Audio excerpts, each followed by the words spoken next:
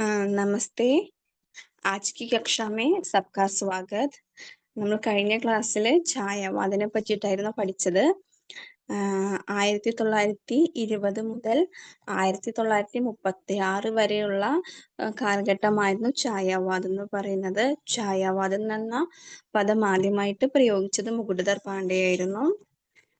അപ്പം ഛായാവാദിലെ 4 സ്തംഭങ്ങൾ ഉണ്ട് പറഞ്ഞു. ആ 4 സ്തംഭങ്ങൾ പ്രസാദ്, നിരാല, പന്ത്, വർമ്മ ഇവരെ പറ്റിയിട്ടൊക്കെ നമ്മൾ ചർച്ച ചെയ്തതാണ് കഴിഞ്ഞ ക്ലാസ്സില്. ഇന്നത്തെ ക്ലാസ് എന്ന് പറഞ്ഞാൽ ആദ്യകാലത്തിലെ അടുത്ത ഒരു ക്ലാസിഫിക്കേഷൻ ആയിട്ടുള്ള പ്രഗതിവാദ്, പ്രയോഗവാദ്, സമകാലീൻ കവിത, അതിനെ പറ്റിയിട്ടാണ് നമ്മൾ ഇന്നത്തെ ക്ലാസ്സിൽ ചർച്ച ചെയ്യുന്നത് കേട്ടോ.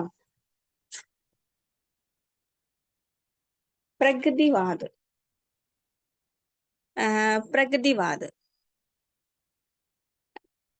പ്രഗതിവാദ് 1936 മുതൽ 1942 വരെ നിലനിന്നിരുന്ന കാലഘട്ടത്തെയാണ് പ്രഗതിവാദ് എന്ന് പറയുന്നത്.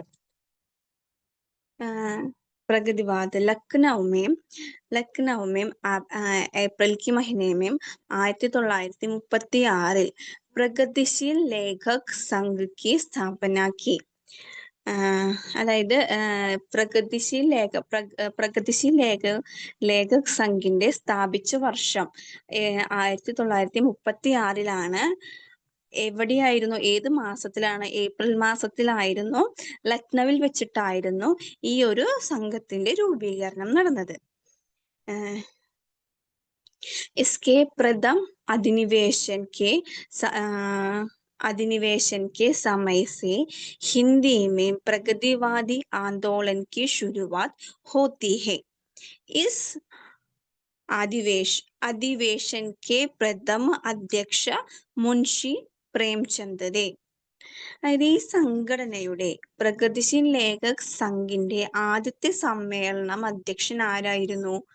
മുൻഷി പ്രേംചന്ദ് ആയിരുന്നു കേട്ടോ. ഈ പ്രഗതിശീൽ ലേഖക് സംഘിലൂടെയാണ് ഹിന്ദിയില് പ്രഗതിവാദി ആന്തോളൻ ആരംഭിക്കുന്നത് തന്നെ കേട്ടോ. അപ്പോ ഇങ്ങനെ നമുക്ക് ചോദിക്കാം, എന്ത് പ്രഗതിശീൽ ലേഖക് സംഘിന്റെ പ്രഥമ അധിനിവേശക് കോൻ ഹെ എന്ന് ചോദിച്ചു കഴിഞ്ഞാൽ ആരാണ്? മുൻഷി പ്രേംചന്ദ് ആണ് കേട്ടോ. പ്രഥമ അധ്യക്ഷൻ കോൻ ഹെ, പ്രഥമ അധ്യക്ഷൻ ആരായിരുന്നു? മുൻഷി പ്രേംചന്ദ് ആയിരുന്നു കേട്ടോ.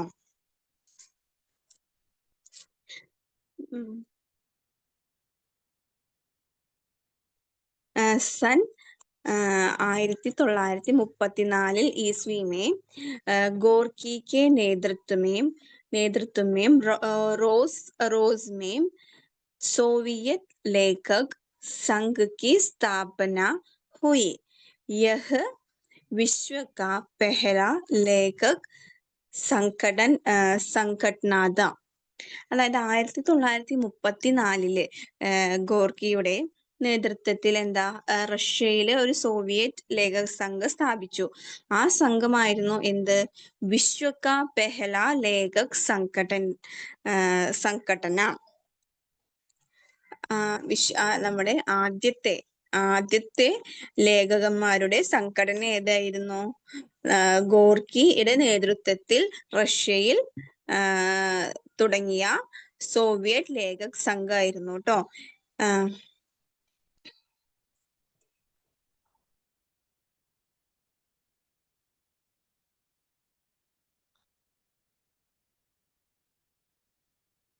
പിന്നെ സൺ 1935 ഹെൻറി ബർബൂസിന്റെ നേതൃത്വത്തിൽ EM ഫോർസ്റ്റർ പാരീസിൽ പ്രഗതിശീൽ ലേഖക് സംഘം സ്ഥാപിച്ചു.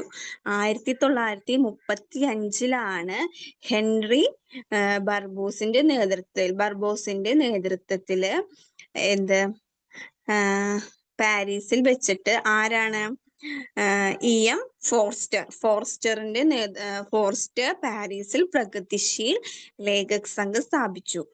പിന്നെ ഹിന്ദിയിൽ നമ്മൾ പറഞ്ഞു പ്രഗതിശീൽ ലേഖക് സംഘ്, അതായത് പുരോഗമന സാഹിത്യ സംഘം നമ്മുടെ ഹിന്ദിയിൽ വരുന്നതിന് മുമ്പ് തന്നെ എന്തായിരുന്നു, വിദേശത്ത് ഈ ഒരു സംഘടന രൂപീകരിച്ചിരുന്നു. അതിന്റെ ഒരു ഇൻഫ്ലുവൻസിലാണ് എന്ത് ഹിന്ദിയിലും ലേഖകരുടെ കൂട്ടായ്മ തുടങ്ങിയത് ട്ടോ.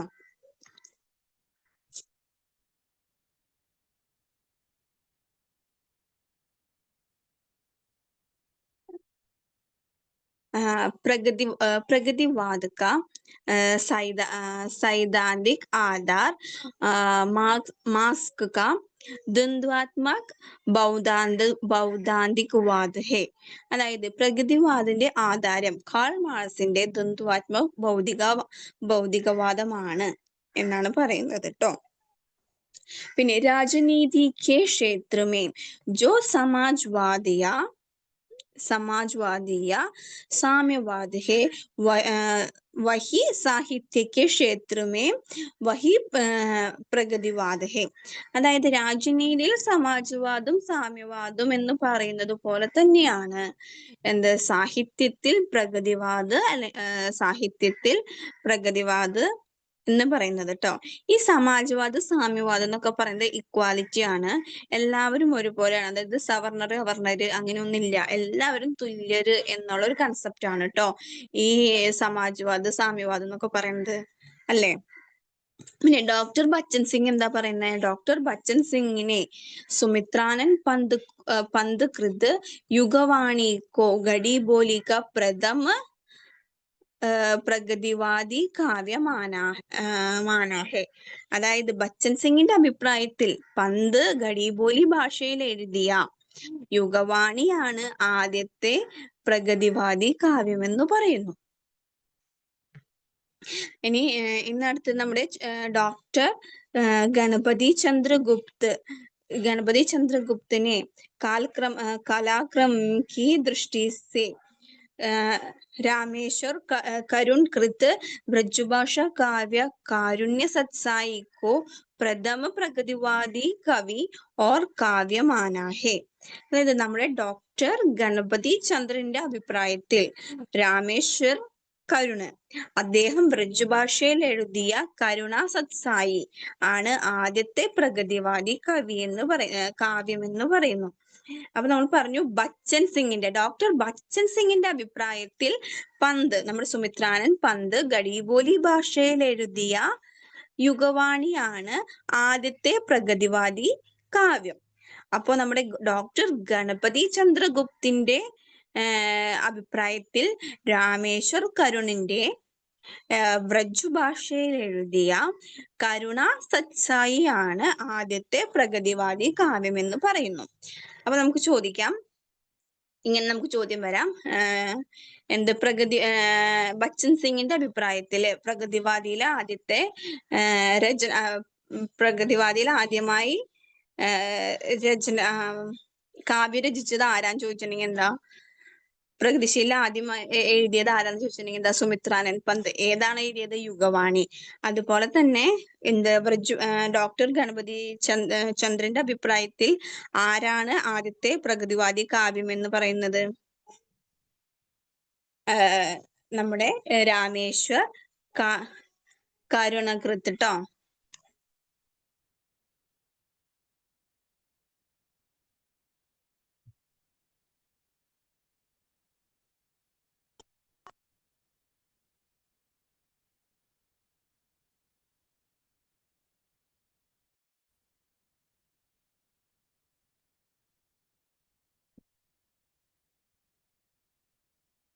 ഇനി നമുക്ക് പ്രമുഖ പ്രവർത്തികൾ നോക്കാം.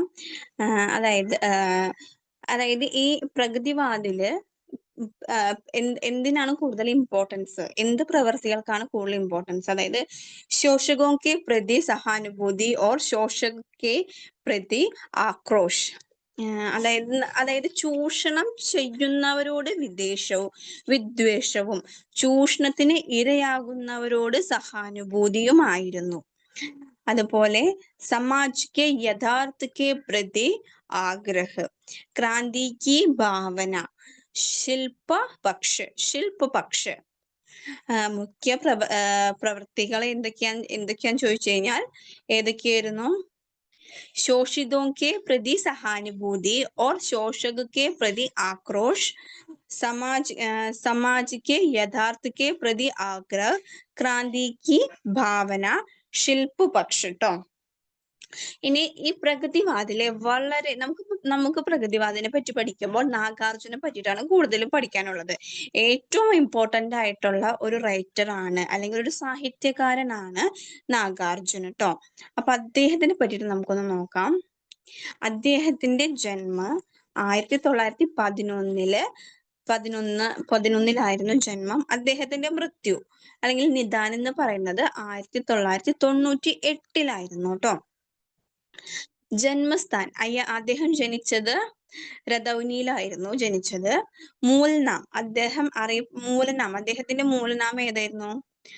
വൈദ്യനാഥ് മിശ്ര എന്നായിരുന്നു നാഗാർജുനന്റെ മൂലനാമം ട്ടോ. ഇനി അമ്മ ആരായിരുന്നു? ഉമാദേവി ആയിരുന്നു. അച്ഛൻ ഗോകുൽ മിശ്രയായിരുന്നു. ഉപനാം അദ്ദേഹം കൂടുതലും അദ്ദേഹം എഴുതിയിരുന്ന പേരുകൾ യാത്രി എന്നുള്ള പേരിലൂടെയായിരുന്നു അദ്ദേഹം കൂടുതലും രചനകൾ രചിച്ചിരുന്നത്. नागार्जुन का पहला साहित्यिक नाम यात्री था. संस्कृत और मैथिली में ये यात्री നാം കെ കവിതായം ലിഖ്തേ. അദ്ദേഹം സംസ്കൃതത്തിലും മൈഥിലിയിലും യാത്രി എന്ന പേരിലായിരുന്നു സംസ്കൃതത്തിലും, അതുപോലെ തന്നെ മൈഥിലിയിലും എന്ത് പേരിലാണ്? യാത്രി എന്ന പേരിലാണ് അദ്ദേഹം കവിതകൾ എഴുതിയിരുന്നത് ട്ടോ. नागार्जुन की गढ़ी बोली में सर्वप्रथम प्रकाशित रचना राम के प्रति है, जो सन 1935 ईस्वी में लाहौर निकलने वाली साप्ताहिक പത്രിക വിശ്വബിന്ദു മേം छपी थी. അതായത് നാഗാർജുൻ ഗഡീബോലി ഭാഷയിൽ എഴുതിയ അദ്ദേഹത്തിന്റെ ആദ്യത്തെ രചനയാണ് എന്ത്? റാം കെ പ്രതി ആണ് എന്നത് ട്ടോ. അത് 1935 ലാഹോറിൽ നിന്നും വരുന്ന സപ്തവാഹിക് പത്രികയിലാണ് സപ്തവാഹിക് പത്രികയായ വിശ്വബിന്ദുവിലാണ് അച്ചടിച്ചു വന്നത് ട്ടോ. അപ്പൊ നാഗാർജുന്റെ ഉപനാമം എന്തായിരുന്നു? യാത്രിയായിരുന്നു. അദ്ദേഹം സംസ്കൃതത്തിലും മൈഥിലിയിലും യാത്രി എന്നുള്ള ഉപനാമം വെച്ചിട്ടായിരുന്നു അദ്ദേഹം കവിതകളൊക്കെ രചിച്ചിരുന്നത് ട്ടോ. പിന്നെ നാഗാർജുൻ കി ഗഡീബോലി മേ സർവപ്രഥം പ്രകാശിത് രചന. നാഗാർജുൻ ഗഡീബോലിയിൽ എഴുതിയിട്ടുള്ള ആദ്യത്തെ രചനയാണ് എന്ത്? രാം കെ പ്രതി. അത് 1935 ലാഹോറിൽ നിന്നും വരുന്ന സാപ്താഹിക് പത്രികയായ വിശ്വബിന്ദുവിലാണ് അച്ചടിച്ചു വന്നത് ട്ടോ. ഇനി അദ്ദേഹത്തിന്റെ പ്രമുഖ രചനകൾ, നാഗാർജുന്റെ പ്രമുഖ രചനകൾ നമ്മൾ നോക്കുമ്പോൾ യുഗധാര, സത്വരംഗി പങ്കും വാലി, പ്യാസി പത്രായി ആംഖേം, ബസ്മാങ്കൂർ കുറച്ച് ഇമ്പോർട്ടന്റ് ആണ് കേട്ടോ. ബസ്മാങ്കൂർ, അതുപോലെ താലാബ് കി മച്ചലിയ, खिचड़ी विप्लव देखा हमने, तुमने कहा था, हजार बाहों वाली, पुरानी जूतियों का कोरस. അദ്ദേഹത്തിന്റെ പ്രമുഖമായ രചനകളാണ് യുഗധാര, സത്വരംഗി പങ്കും വാലി, പ്യാസി പത്രായി ആംഖേം, ബസ്മാങ്കൂർ, तालाब की मछलियां, खिचड़ी विप्लव देखा हमने, तुमने कहा था, हजार बाहों वाली, पुरानी जूतियों का कोरस. ഇതാണ് അദ്ദേഹത്തിന്റെ പ്രമുഖമായിട്ടുള്ള രചനകൾ. ഇനി നാഗാർജുൻ കൃത്ത് ഭസ്മാങ്കുർ ഏക്ക് ഖണ്ഡകാവ്യം. നമ്മൾ നേരത്തെ പറഞ്ഞു ഭസ്മാങ്കുർ കുറച്ച് ഇമ്പോർട്ടന്റ് ആണ്. അതെന്തുകൊണ്ടാന്ന് വെച്ച് കഴിഞ്ഞാൽ ഭസ്മാങ്കുർ ഏക്ക് ഖണ്ഡകാവ്യമാണ്. അദ്ദേഹം നാഗാർജുനൻ എഴുതിയ ഭസ്മാങ്കുർ എന്താണ്? ഖണ്ഡകാവ്യമാണ്. അത് ബർവേചന്ദിലാണ് എഴുതിയിരിക്കുന്നത്. ബർവേചന്ദിലാണ് ഈ ഭസ്മാങ്കുർ എന്നുള്ള ഖണ്ഡകാവ്യം എഴുതിയിരിക്കുന്നത് ട്ടോ. പിന്നെ नागार्जुन मैथिली भाषा में पत्रहीन नागगज नग्नगंज शीर्षक से काव्य लिखा. इसमें അദ്ദേഹം എന്താണ്? നാഗാർജുൻ മൈഥിലി ഭാഷയിൽ എന്താ പത്രഹീൻ നഗ്ന ഗഞ്ച് എന്നുള്ള ശീർഷകത്തിൽ ഒരു കാവ്യം എഴുതിയിരുന്നു. ആ കാവ്യത്തിൽ എന്താണ്?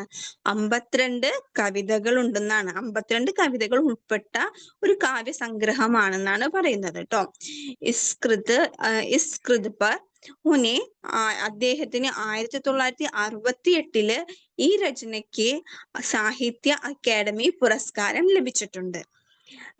അദ്ദേഹം, അതായത് നാഗാർജുൻ മൈഥിലി ഭാഷയില് പത്രഹീൻ നഗ്നഗഞ്ച് എന്നൊരു ശീർഷകത്തിൽ ഒരു കാവ്യം എഴുതുകയുണ്ടായി. കാവ്യലിക്ക. ആ കാവ്യ സംഗ്രഹത്തില് 52 കവിതകളുണ്ട്. 1968 ഈ രചനയ്ക്ക് അല്ലെങ്കിൽ ഈ കാവ്യ സംഗ്രഹത്തിന് അദ്ദേഹത്തിന് സാഹിത്യ അക്കാദമി പുരസ്കാരം ലഭിച്ചു എന്നാണ് പറയുന്നത്. नागार्जुन ने अपनी कविता प्रतिहिंसा ही स्थायी भाव है के संदर्भ में लिखा है. यह तो नागार्जुन साहित्य का മാനിഫെസ്റ്റോ ഹേ. അതായത് നാഗാർജുൻ സാഹിത്യ കാ മാനിഫെസ്റ്റോ എന്ന് നാഗാർജുൻ അദ്ദേഹത്തിന്റെ ഏത് രചനയുടെ സന്ദർഭത്തിലാണ് എഴുതിയിരിക്കുന്നത് എന്നാണ് ചോദിക്കുന്നത്. നാഗാർജുൻ സാഹിത്യ കാ മാനിഫെസ്റ്റോ അദ്ദേഹത്തിന്റെ ഏത് രചനയുടെ സന്ദർഭത്തിലാണ് അദ്ദേഹം എഴുതിയിരിക്കുന്നത്? അതായത്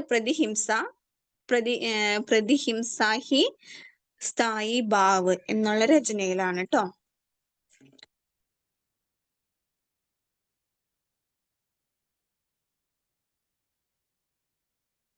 मैनिफेस्टो. डॉक्टर बच्चन सिंह ने नागार्जुन की कविता को नुक्कुड कविത എന്ന് പറഞ്ഞു. അതായത് ഡോക്ടർ ബച്ചൻ സിംഗ് നാഗാർജുനന്റെ കവിതകളെ നുക്ക്കുഡ് കവിത എന്നാണ് പറഞ്ഞത്. നുക്ക്കുഡ് കവിത എന്നാണ് പറഞ്ഞത് ട്ടോ. അതുപോലെ നാഗാർജുൻ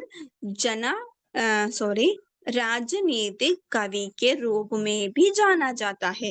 അദ്ദേഹം രാജനീതിക് കവി എന്ന രൂപത്തിലും അല്ലെങ്കിൽ കവിയായും അറിയപ്പെടുന്നുണ്ട് ട്ടോ.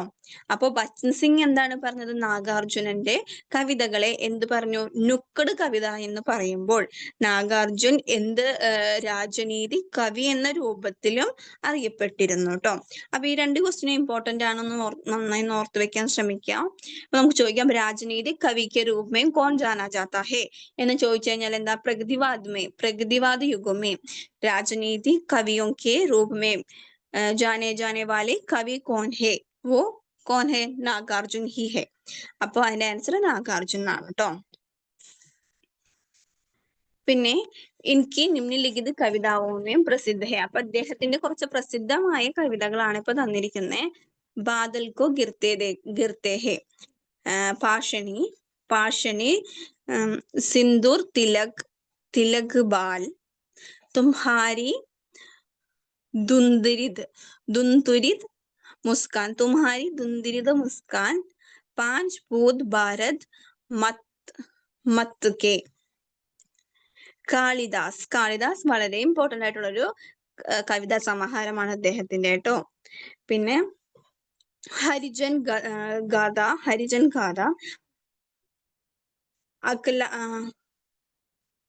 അകാൽ और उसके बाद ട്ടോ. അപ്പൊ അദ്ദേഹത്തിന്റെ പ്രമുഖമായ കവിതകളാണ് ബാദൽ കോ ഗിർത്തെ ഹേ, പാഷനി, സിന്ദൂർ തിലക് ബാൽ, തുമ്ഹാരി ദുന്ദുരിത് മുസ്കാൻ, 5 पूत भारत मत के, കാളിദാസ്, ഹരിജൻ ഗാഥ, അകാൽ ഓർ ഉസ്കെ ബാദ്. നമ്മൾ പറഞ്ഞു കാളിദാസ് വളരെ ഇമ്പോർട്ടന്റ് ആണ്. കാളിദാസിനെ പറ്റി നമ്മൾ ആകെ ദേखेंगे കേട്ടോ. നാഗാർജുൻ കോ പ്രകൃതിവാദ് കാ ശൽകാ പുരുഷ് എന്നാണ് അറിയപ്പെടുന്നത്. നാഗാർജുൻ പ്രകൃതിവാദിലെ ശൽകാ പുരുഷ് എന്ന അറിയപ്പെടുന്നു. അതുപോലെ തന്നെ അത് വളരെ ഇമ്പോർട്ടന്റ് ആണ്. നമ്മൾ പറഞ്ഞു നേരത്തെ ബച്ചൻ സിംഗ് അദ്ദേഹത്തിന്റെ കവിതകളെ നുക്കുട് കവിതകൾ എന്ന് പറയുന്നു. അതുപോലെ അദ്ദേഹം രാജനീതി കവി എന്നറിയപ്പെടുന്നത് പോലെ പ്രകൃതിവാദിലെ കോൻ ഹേ പ്രകൃതിവാദ് കാ ശലാകാ പുരുഷ്, കോൻ ഹേ പ്രകൃതിവാദ് കാ ശലാകാ പുരുഷ് എന്ന് ചോദിച്ചാൽ ആരാണ്? നാഗാർജുനാണ്. അതുപോലെ നമ്മുടെ ഛായാവാദിലെ ശലാകാ പുരുഷ് എന്ന് വിളിക്കുന്നത് ആരെയാണ്? നിരാലയെയാണ് ട്ടോ. നിരാലയെയാണ് ഛായാവാദിലെ ശലാകാ പുരുഷ് എന്ന് വിളിക്കുന്നത്. അപ്പൊ എടുത്തെടുത്ത് പറയുന്നത് ഒന്ന് നോട്ട് ചെയ്ത് വെക്കാട്ടോ. പിന്നെ നാഗാർജുൻ കാളിദാസ്. അപ്പൊ നമ്മൾ പറഞ്ഞു നാഗാർജുനന്റെ കവിതയായ കാളിദാസ്, അത് വളരെ ഇമ്പോർട്ടന്റ് ആയിട്ടുള്ള ഒരു കവിതയാണ് ട്ടോ. നാഗാർജുൻ കി കവിത അല്ലെ കാളിദാസ് കവിത സത്രംഗവും പങ്കവും വാലി കവിത സംഗ്രഹമേ സങ്കലിത് ഹേ. അദ്ദേഹത്തിന്റെ സത്രംഗോ പങ്കോ വാലി എന്നുള്ള കവിതാ സംഗ്രഹത്തിലെ കവിതയാണ് എന്ത്? കാളിദാസ് എന്ന് പറയുന്നത് ട്ടോ.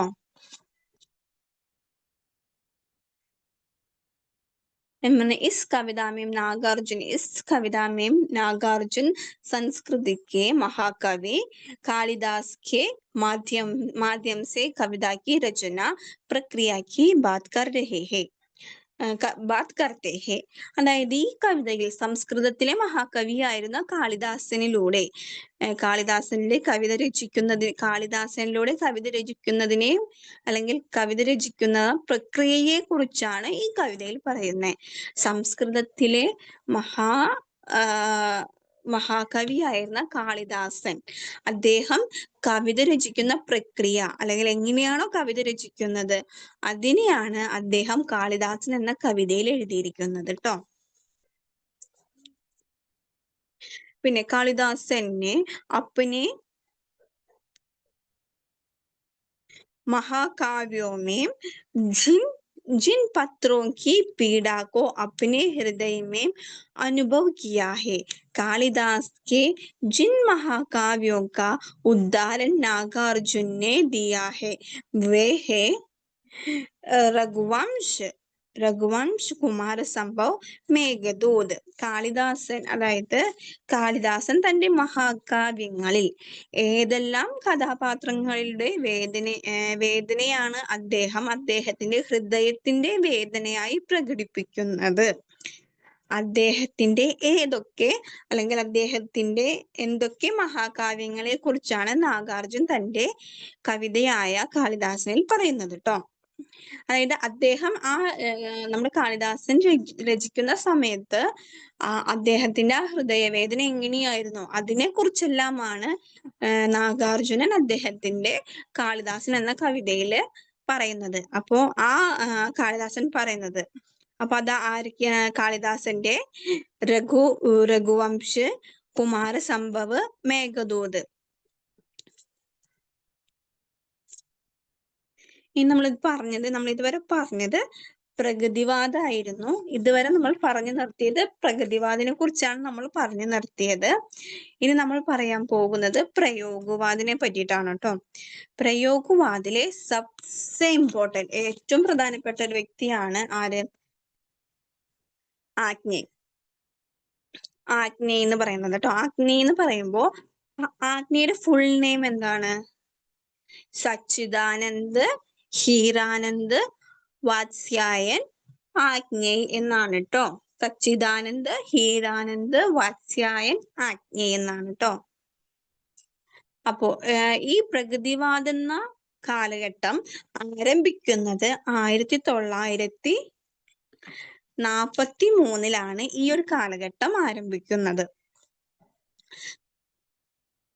ഒരു കാലഘട്ടം ആരംഭിക്കുന്നത്. കേട്ടോ. പിന്നെ आग्नेय के संवाद काव्य में प्रकाशित तार सप्ताह से 7 കാവ്യം की कविता है. അതായത് 1943 സാര സപ്താഹം എന്ന കവിതാ സംഗ്രഹം പബ്ലിഷ് ചെയ്തത്. അപ്പോ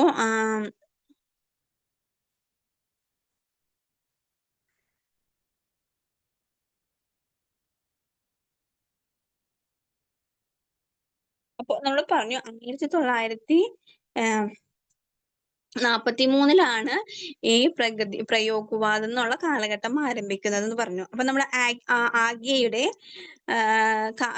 സപ്താഹ് താര സപ്താഹ് എന്നുള്ള കവിത 1943 സപ്താഹ് എന്ന കവിതാ സംഗ്രഹം പബ്ലിഷ് ചെയ്യുന്നു.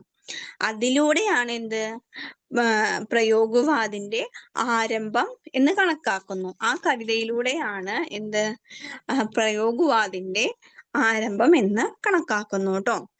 താരസപ്താഹിനെ പറ്റിയിട്ട് പറയുമ്പോൾ 4 താരസപ്താഹങ്ങളുണ്ട്. ഹിന്ദിയില് 4 താരസപ്താഹങ്ങൾ ഹിന്ദിയിൽ പബ്ലിഷ് ചെയ്തിട്ടുണ്ട്.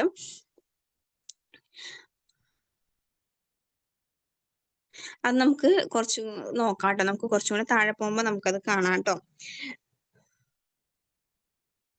അപ്പൊ നമ്മൾ പറഞ്ഞു താരസപ്താഹങ്ങളെ 4 പബ്ലിഷ് ചെയ്തിട്ടുണ്ട് എന്ന് പറഞ്ഞു.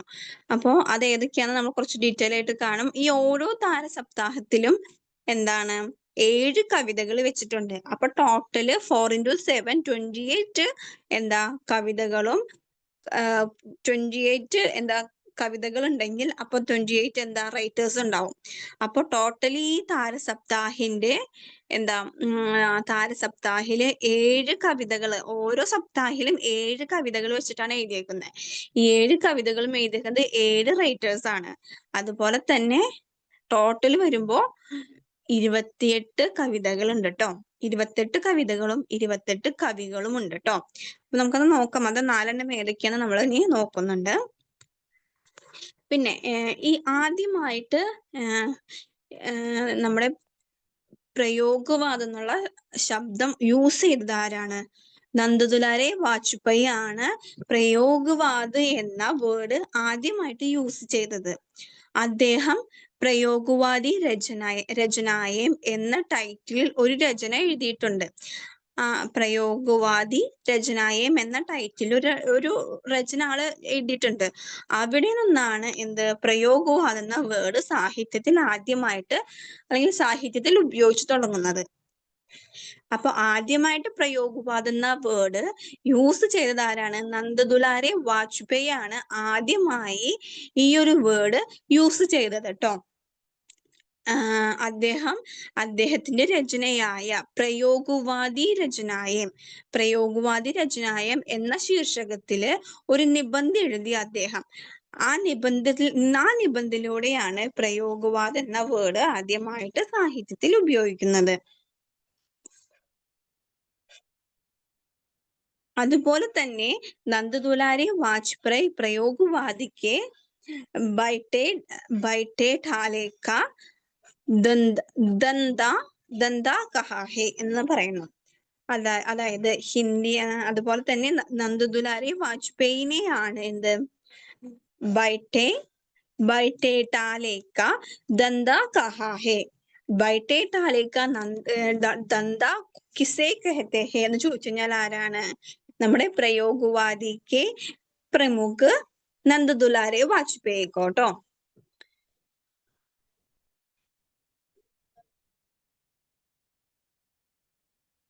സച്ചിദാനന്ദ്, ഹീരാനന്ദ്, വാത്സ്യായൻ, ആഗ്നേ. ഇനി നമുക്ക് അദ്ദേഹത്തിനെ പറ്റിയിട്ടൊന്ന് നോക്കാം. അദ്ദേഹത്തിന്റെ ജന്മം എന്ന് പറയുന്നത് 1911 അദ്ദേഹത്തിന്റെ നിദാനം എപ്പോഴായിരുന്നു? 1987 കേട്ടോ. ഇനി അദ്ദേഹത്തിന്റെ കുറച്ച് പ്രധാനപ്പെട്ട കവിതകൾ നമുക്കൊന്ന് നോക്കാം. സാംപ്, നദീദ്വീപ്, നദി കെ ദ്വീപ്, അത് വളരെ ഇമ്പോർട്ടന്റ് ആണ് കേട്ടോ. നദി കെ ദ്വീപ്, അസാധ്യ വീണ, കൽഗി ബജ്രേഖി, हरी घास पर क्षण भर, जितना तुम्हारा सच, शब्द और सत्य, यही दीप अकेला, हिरोशिमा, रोबित्री, रूब केकी, एक चिड़का गाका, एक चिड़का गाका. അദ്ദേഹത്തിന്റെ അതായത് സച്ചിദാനന്ദ് ഹീരാനന്ദ് വാത്സ്യായൻ ആജ്ഞയുടെ പ്രധാന കവിതകൾ നമുക്ക് നോക്കാം ഒന്നുകൂടെ. സാമ്പ്, നദി കെ ദ്വീപ്, അത് വളരെ ഇമ്പോർട്ടന്റ് ആണ്. അസാധ്യ വീണ, कलगी बाजरे की, हरी घास पर क्षण भर, जितना तुम्हारा सच, शब्द और सत्य, यही दीप अकेला, हिरोशिमा, रोबित्री, रूप केकी, एक चिड़का गाका. വളരെ ഇമ്പോർട്ടന്റ് ആണ് കേട്ടോ. ഇനി നമ്മൾ പറഞ്ഞു താരസപ്താഹത്തില് 4 താരസപ്താഹങ്ങൾ ഉണ്ട്, 4 താരസപ്താഹങ്ങൾ ഉണ്ടെന്ന് പറഞ്ഞു. അപ്പൊ ഓരോ താരസപ്താഹത്തിന്റെ ഇയേഴ്സ് തന്നിട്ടുണ്ട് ഇവിടെ. താരസപ്താഹ് ഫസ്റ്റത്തെ 4 ഉണ്ട് പറഞ്ഞു. ആ 4 ഫസ്റ്റിന്റെ പേരാണ് എന്ത്? താരസപ്താഹ്. ദൂസര സപ്താഹ് സപ്തക്, തീസര സപ്തക്, ചോദാ സപ്തക് കേട്ടോ. അപ്പൊ താരസപ്തക് 1943 ദൂസര സപ്തക് 1951 തീസര സപ്തക് 1959 ചൗദാ സപ്തക് 1979 കേട്ടോ. പിന്നെ അതുപോലെ തന്നെ നമ്മുടെ ആജ്ഞേയനെ പ്രകൃതിവാദി കവിയോങ്കോ രാഹോങ്കെ അന്വേഷി കഹാ ഹേ. അതായത് നമ്മുടെ ആജ്ഞ എന്തായി പറഞ്ഞേ? പ്രകൃതിവാദി കവികളെ എന്താന്ന് പറഞ്ഞേ? രാഹോങ്കി അന്വേഷി, അതായത് പുതിയ വഴികൾ തേടുന്ന കവികൾ എന്ന് പറഞ്ഞിരിക്കുന്നു. അതായത് പ്രകൃതിവാദിയിലെ കവികളെ രാഹോങ്കി അന്വേഷി എന്ന് പറഞ്ഞത് ആരാണ്? ആഗെയാണ് കേട്ടോ നമ്മുടെ. അദ്ദേഹത്തിന്റെ ഒരു പ്രധാനപ്പെട്ട ഒരു കോട്ടാണ് അവിടെ തന്നിരിക്കുന്നത്. അത് ഇമ്പോർട്ടന്റ് ആണെന്ന്. അപ്പൊ നമുക്ക് ഇതുപോലെ ഈ വേർഡ്സുകൾ ആരുടെയാണ് എന്ന് പറഞ്ഞിട്ട് നമുക്ക് ക്വസ്റ്റ്യൻസിന് ചിലപ്പോൾ ചോദിക്കാം. അല്ലെങ്കിൽ ഈ നമ്മൾ പറഞ്ഞു ഈ പോയംസിന്ന് 4 വരി തന്നിട്ട് ഇത് ആരുടെ രചനയാണെന്ന് ചോദിക്കുന്ന പോലെ ഈ വാക്കുകൾ ആരുടെയാണ്. അപ്പൊ പ്രयोग का कोई वाद नहीं है, हम वादी नहीं है, ना प्रयोग अपने आप में इष्ट या साध्य है, ठीक इसी तरह कविता का भी कोई वाद नहीं, कविता भी अपने आप में इष्ट या साध्य नहीं है, अंततः हमें प्रयोगवादी कहना उतना ही सतर्क या निरर्थ है जितना हमें कवितावादी कहना. ഇത് ആരെഴുതിയതാണ് അല്ലെങ്കിൽ ഈ കോട്ട്സ് ആരുടെയാണെന്ന് ചോദിച്ചാൽ ആഗ്യയുടെയാണ് കേട്ടോ ഈ കോട്ട്സ്. ഇനി ആഗ്യയുടെയാണ് ഈ കോട്ട്സ് എന്ന് പറഞ്ഞ പോലെ. പ്രയോഗവാദ് ശൈലിഗത് വിദ്രോഹ് ഹേ എന്ന് പറഞ്ഞത് ആരാണ്? പ്രയോഗവാദ് ഷൈലിഗത് ഇല്ല കേട്ടോ അവിടെ, അത് ഞാൻ ടൈപ്പ് ചെയ്യുമ്പോൾ മിസ്റ്റേക്ക് വന്നതാണ് കേട്ടോ. ശൈലിഗത് വിദ്രോഹ് എന്ന് പറഞ്ഞത് ആരാണ്? നാഗേന്ദ്രയാണ് കേട്ടോ. അതുപോലെ പ്രയോഗ് കലാത്മക് അനുഭവ് കാ ക്ഷൺ ഹെ എന്ന് പറഞ്ഞത് ആരാണ്? രഘുവീർ സഹായി ആണ് കേട്ടോ. അതുപോലെ പ്രകൃതിവാദം പ്രയോഗവാദം തമ്മിലുള്ള ഡിഫറൻസ്. അതായത് പ്രകൃതിവാദില് സാമാജിക് വിഷയോं को लेकर में स्थान देता है, സാമൂഹിക അതായത് സോഷ്യൽ പ്രോബ്ലംസിലാണ് കൂടുതലും പ്രകൃതിവാദിൽ ഇമ്പോർട്ടൻസ് എന്നുണ്ടെങ്കിൽ, പ്രയോഗവാദിൽ വരുമ്പോൾ എങ്ങനെയാണ്? ഒരു വ്യക്തിയെ കേന്ദ്രീകരിച്ചുള്ള രചനകളാണ് കേട്ടോ. അതായത് നീച്ചി വ്യക്തിഗത അല്ലെങ്കിൽ നീച്ചിസ്ഥാൻ ഓർ നീച്ചതാക്കി ആവാസ് ഉഡാന അല്ലെങ്കിൽ ആവാസ് ഉഡായി, ഇതൊക്കെയാണ്. അതായത് പേഴ്സണൽ ഒരു വ്യക്തിയെ മറ്റു മാത്രമുള്ള രചനകളായിരിക്കും. മറ്റേ നമ്മുടെ പ്രകൃതിവാദില് സോഷ്യൽ പ്രോബ്ലംസ് ആയിരിക്കും കൂടുതലായും കണ്ടുവരുന്നത്. അതുപോലെ പ്രയോഗവാദിന്റെ മൂലാധാർ പ്രയോഗവാദിന്റെ മൂലാധാർ എന്ന് പറയുന്നത് എന്താ? വൈയക്തികതയാണ് അല്ലെങ്കിൽ വ്യക്തിവാദമാണ് കേട്ടോ. വൈയക്തികത അല്ലെങ്കിൽ വ്യക്തിവാദമാണ് കേട്ടോ. ഇനി അതുപോലെ തന്നെ നമ്മൾ പറഞ്ഞു പ്രഗതിവാദ്, ഇപ്പൊ നമ്മൾ പ്രയോഗവാദ് പറഞ്ഞു, പ്രഗതിവാദ് കഴിഞ്ഞു. ഇനി അതുപോലെ തന്നെ വളരെ ഇമ്പോർട്ടന്റ് ആയിട്ടുള്ള ഒരു പോർഷനാണ് സമകാലീൻ കവിത. സമകാലീൻ കവിത. ഈ സമകാലീൻ കവിത ഒരു കാര്യം പറയട്ടെ കേട്ടോ. ഇപ്പൊ നമ്മളോട് പറഞ്ഞു താരസപ്താഹം 4 ഉണ്ട് എന്ന് പറഞ്ഞു. ഈ 4 താരസപ്താഹങ്ങള് താരസപ്തക്, ദൂസരാ സപ്തക്, തീസരാ സപ്തക്, ചോഥാ സപ്തക്, ഇതിന്റെ ഇയേഴ്സ് ഒന്ന് പഠിച്ചു വെക്കണം എന്ന് പറഞ്ഞു. അത് വളരെ ഇമ്പോർട്ടന്റ് ആണ്.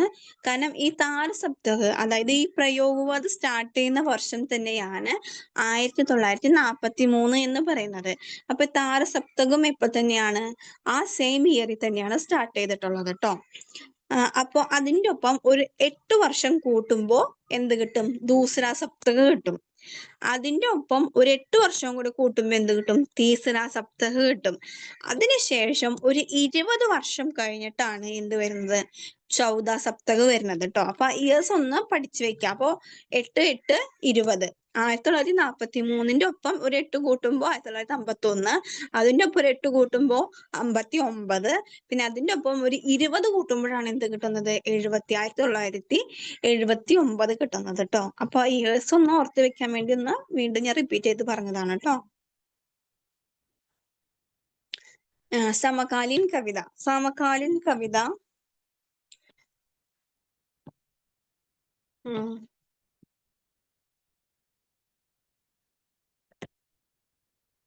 സമകാലീൻ സമകാലീൻ കവിതകൾ ആരംഭിക്കുന്നത് 1962 എന്നാണ് കണക്കാക്കപ്പെടുന്നത്.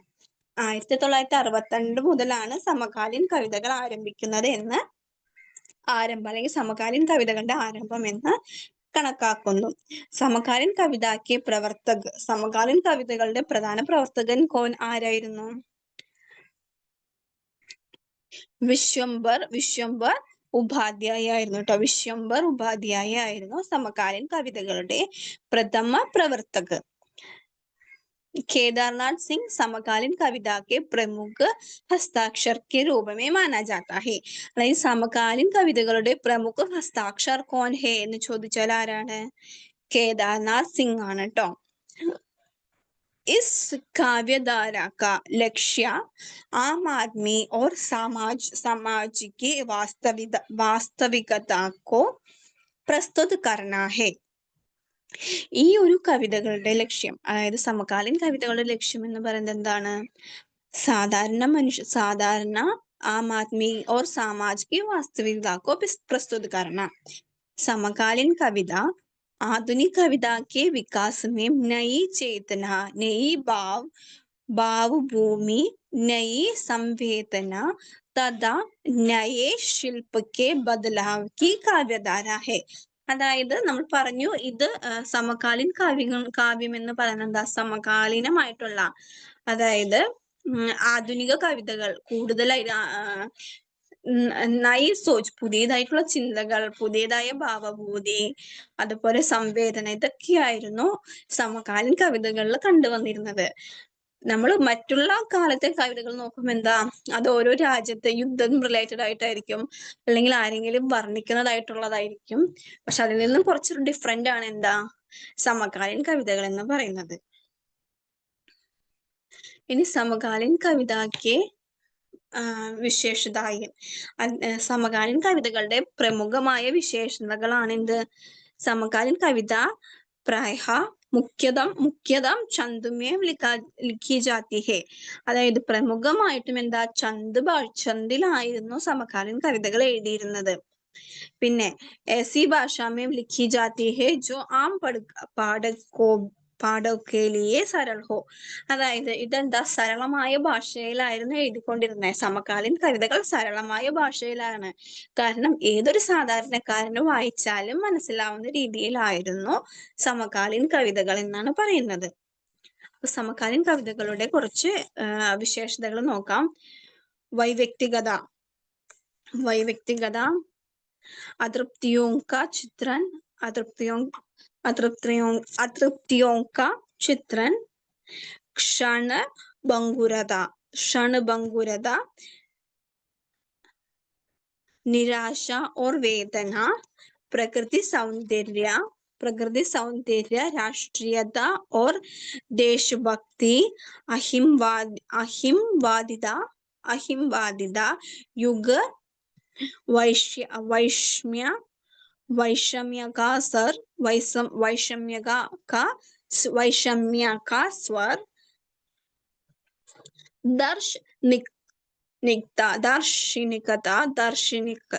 दार्शनिकता, मृत्युमुखी चेतना, मानवतावाद, आस्थावाद, നവനിർമ്മാണി की കൽപ്പന. അപ്പൊ സമകാലീൻ കവിതകളുടെ പ്രത്യേകതകളാണ് എന്ത്? നവനിർമ്മാണിക്ക് കൽപ്പന, ആസ്ഥാവാദ്, മാനവതാവാദ്, മൃത്യുമുഖി ചേതന, ദാർശനികത,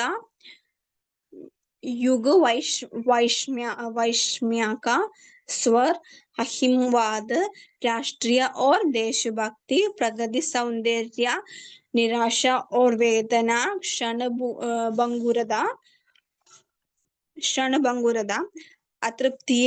അതൃപ്തിയോं का चित्रण, വൈവ്യക്തികത കേട്ടോ. ഇതൊക്കെയാണ് എന്ത്, നമ്മുടെ സമകാലീൻ കവിതകളുടെ സവിശേഷതകൾ. ഇനി സമകാലീൻ കവിതകളുടെ പ്രമുഖരായിട്ടുള്ള രചനക്കാർ. പ്രമുഖമായിട്ട് രചനകൾ എഴുതിയ ആൾക്കാരായിരുന്നു കേദാർനാഥ് അഗ്രവാൾ,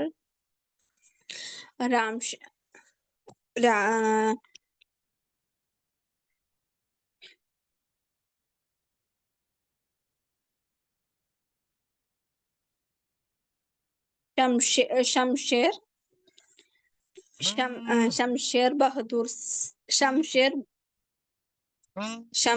बहादुर सिंह,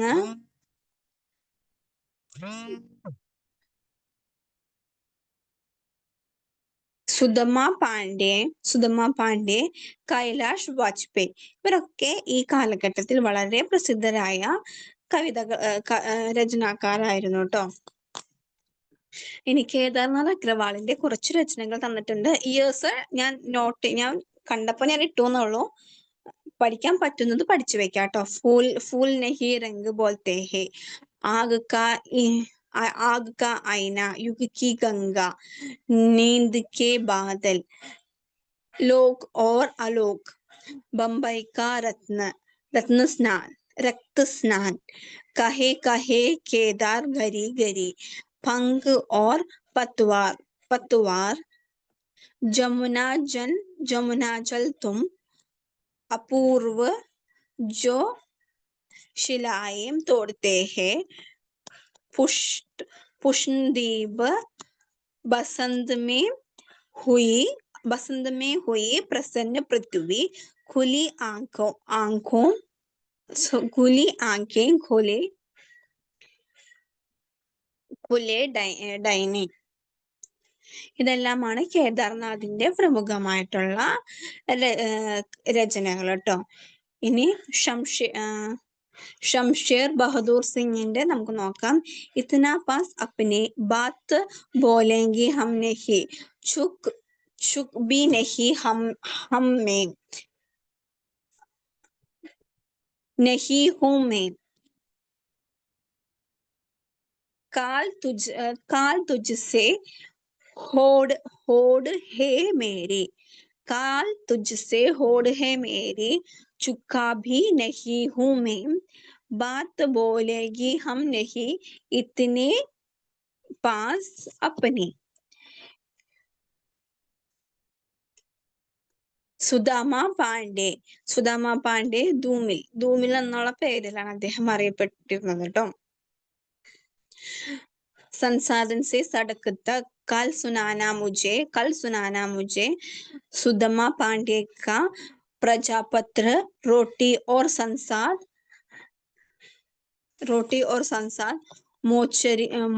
मोचीराम लोहों लोहों का स्वाद दुमीन जी को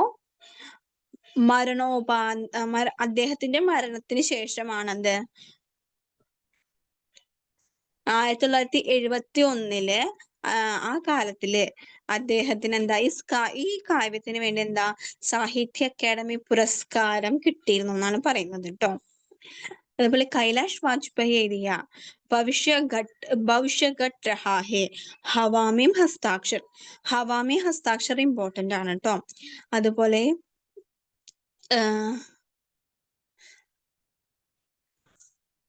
देख के हटकर तीसरा अंधेरा भीतर भी ഈശ്വർ സംക്രാന്ത് ഇത് വളരെ ഇമ്പോർട്ടന്റ് ആയിട്ടുള്ള രചനകളാണ് കേട്ടോ. അപ്പൊ ഇന്നത്തെ ക്ലാസ്സിൽ നമ്മൾ ചർച്ച ചെയ്തത് പ്രഗതിവാദ്, പ്രയോഗവാദ്, സമകാലീൻ കവിത. അപ്പൊ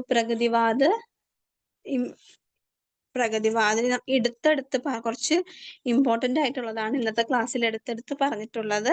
അപ്പൊ അതൊക്കെ നന്നായി ഒന്ന് നോട്ട് ചെയ്യാം. അപ്പൊ ഇന്നത്തെ ക്ലാസ് ഇത്രയേ ഉള്ളൂ. അപ്പൊ താങ്ക് യു കേട്ടോ.